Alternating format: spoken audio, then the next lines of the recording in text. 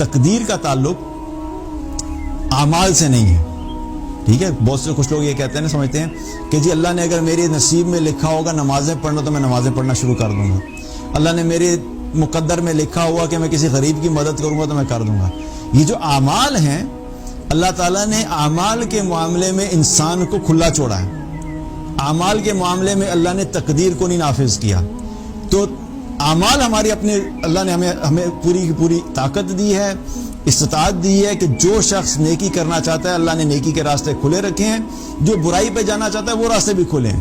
وہ چوائس اللہ سبحانہ تعالیٰ نے ہم سب کو دی ہے کہ ہم نے اپنی مرضی سے یہ ڈیسائیڈ کرنا ہے کہ ہم نے کس طرح کی لائف گزارنی ہے اعمال کے اعتبار سے.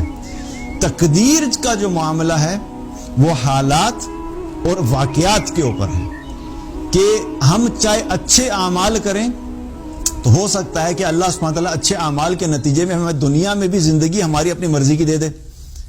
گھر بھی ہے, گاڑی بھی ہے, جاب بھی ہے, بزنس بھی ہے, بیوی بچے ہیں, سب کچھ, everything is just absolutely fine. یہ بھی ہو سکتا ہے, حالات ہیں نا یہ سارے.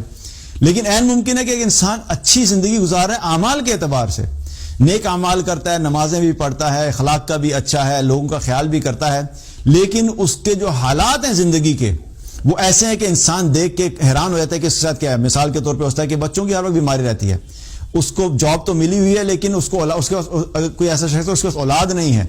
کسی کے پاس گاڑی ہے لیکن اس کی شادی نہیں ہوئی. کسی کی شادی ہوئی ہے لیکن اس کا خامند اچھا نہیں ہے. کسی کا خامند اچھا ہے تو اس کے اور مسائل ہیں, یا تو بہت سارے پرابلمز اور ہو سکتے ہیں.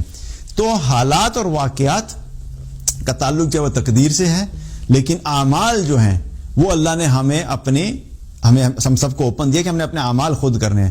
تو تقدیر پہ راضی رہنا یہ بہت امپورٹنٹ ہے.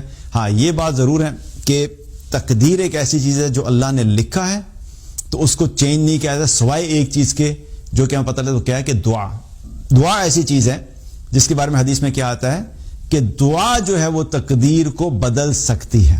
لیکن یہاں پہ بھی ایک چیز کلیئر ہونی چاہیے, یہاں پہ یہ نہیں فرمایا گیا کہ دعا جو ہے وہ تقدیر کو بدل دے گی, گارنٹی نہیں دی اللہ کے رسول صلی اللہ علیہ وسلم نے, لیکن ایک طریقہ دکھا دیا ہمیں, راستہ دکھا دیا ہمیں کہ اگر تم دعا کرو گے تو دعا تمہارے پاس ایک ایسا ٹول ہے جو کہ تقدیر کو بدل سکتی ہے. لیکن at the end of the day فیصلہ پھر بھی کس کا ہے؟ دعا کریں گے اللہ سے, تو اللہ سے جب دعا کریں گے تو اللہ کا فیصلہ ہے کہ کیا اللہ ہماری اس دعا کے نتیجے میں جو ہم اللہ سے مانگ رہے ہیں اللہ ہمیں دے گا یا نہیں دے گا. الٹیمیٹ ڈیسیژن اللہ ہی کا ہے, وہ مانے یا نہ مانے, وہ چینج کرے یا نہ کرے, یہ اللہ کا فیصلہ ہے. لیکن بہرحال ہم دعا کر سکتے ہیں. دعا ایک ایسا راستہ ہے جو کہ تقدیر کو تبدیل کر سکتی ہے, لیکن یہ گارنٹی نہیں ہے کہ وہ تقدیر کو تبدیل کرے گی. تو اللہ سے عافیت مانگنی چاہیے اور فیوچر کے متعلق جو ہے وہ اللہ سبحانہ تعالیٰ پہ چھوڑ دینا چاہیے. اور اگر کوئی حالات ایسے آئیں تو کیا ہے کہ اپنی ساری کوشش کے باوجود آپ ایک چیز حاصل کرنا چاہتے اور آپ کو نہیں ملی تو اس پہ راضی ہو جائیں کہ ٹھیک ہے اللہ کا یہی فیصلہ تھا. اور اگر آپ اپنی ساری کوشش کے باوجود کسی شر سے بچنا چاہ رہے تھے یا کسی ایسے حالات سے بچنا چاہ رہے تھے جو نہیں بچ سکے تو اس میں راضی نہیں کہ اللہ کا معاملہ ہے. آپ بزنس چلانا چاہ رہے تھے, بزنس نہیں چلا اور اس میں نقصان ہو گیا, اب راضی ہو جائیں کہ اللہ کا معاملہ ہے, کوئی اور چیز دیکھ لیں. تو کیا ہے کہ جب حالات آ جائیں تو اللہ کی تقدیر کے اوپر راضی رہنا سیکھیں, کیونکہ جو شخص جب اللہ کی تقدیر پہ راضی ہو جاتا ہے تو پہلی چیز کیا ہے کہ اس کے دل کو سکون آ جاتا ہے, اللہ اس کے دل کو مطمئن کر دیتا ہے.